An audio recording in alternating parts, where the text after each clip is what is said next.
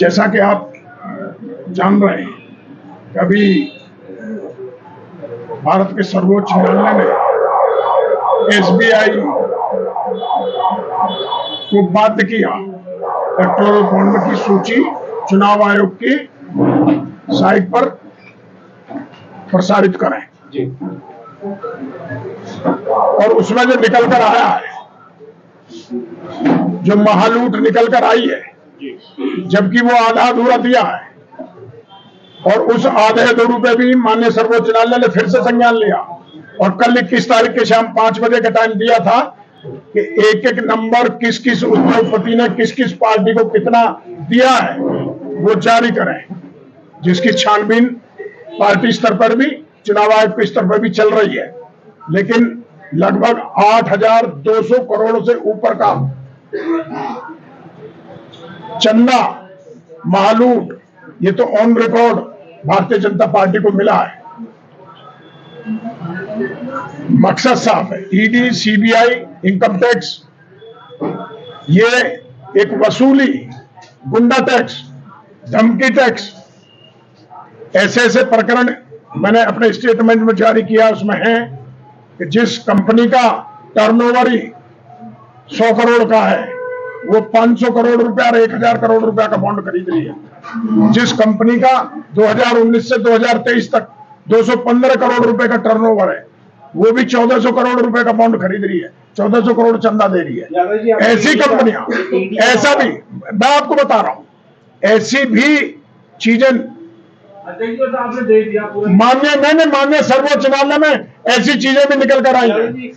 अरुण जेटली जी के समय 10 करोड़ के बॉन्ड, जिस बॉन्ड में समय सीमा थी कि 15 दिन के अंदर वो बुन जाने चाहिए, वो नहीं बुने।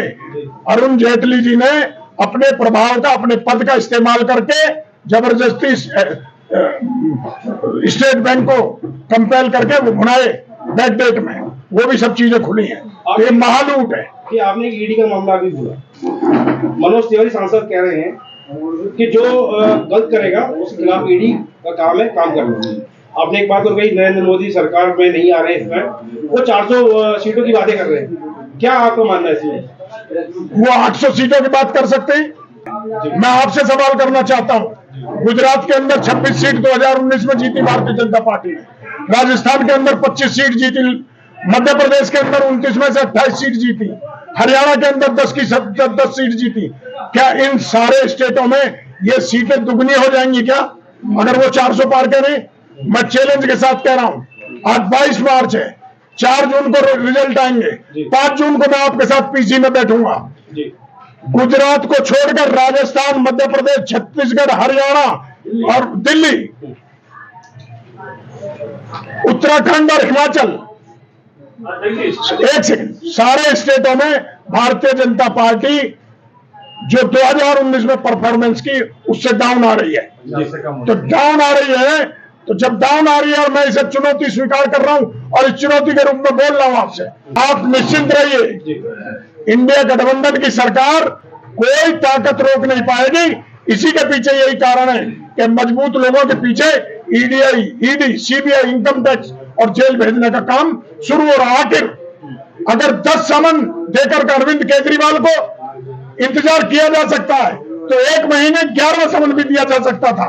लेकिन टाइमिंग देखिए, टाइमिंग किस तरह से इंडिया गठबंधन को कमजोर करने की बात हो रही है, किस तरह से टाइमिंग देखिए। अखिल भारतीय राष्ट्रीय कांग्रेस के सारे खाते फ्रीज करना, क्या ये हताशा नहीं है भारतीय जनता पार्टी की? क्या नरेंद्र मोदी जी की हताशा नहीं है? क्या ये दर्शाता नहीं है क्या हमारे नेता राहुल गांधी से घबराए हुए? उनकी यात्रा का इंडिया गठबंधन पर क्या फर्क पड़ने वाला है? कितनी सीटें लेकर आप लोग आ रहे हैं? देखिए, मैंने बताया आपको, इंडिया गठबंधन सरकार बनाने जा रही है। इसी हताशा में नरेंद्र मोदी जी और भाजपा ईडी और सीबीआई और इनकम टैक्स का नाजायज फायदा उठाकर प्रताड़ित कर रहा, डराने और धमकाने का काम कर रहा। गाजियाबाद की ताजा तरीन खबरों के लिए हमें सब्सक्राइब करें और हमारे बेल आइकन को प्रेस करना ना भूलें।